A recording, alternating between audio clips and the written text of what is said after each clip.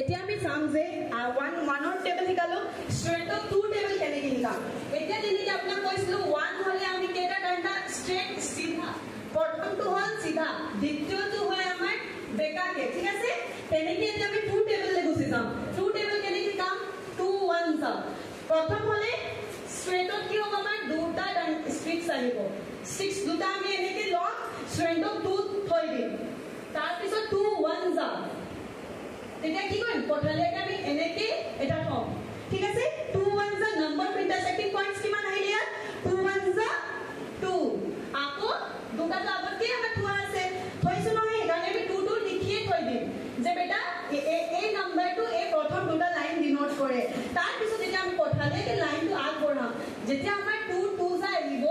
তেতিয়া আমি চাম যে নম্বৰ ইন্টাৰসেক্টিং পইণ্টছ কিমান আছে 1 2 3.4 1 2 3 4 that means 2 2 za 4 eta aako third tinta stick from 1 to 3 number stick to thumb intersecting point kiman hoy gol 6 ta that means 2 3 za 6 2 4 za tenike ami agbari intersecting point to sama ami count kori 8 hoy jabo tenike hoy gol ami yar par ki sikalu student sabojun jeta 8 or table hikam ami ki korim 8 ta line draw korim 3 4 5 6 7 8 তাৰপিছত আমি কি কৰিম 8 1 যা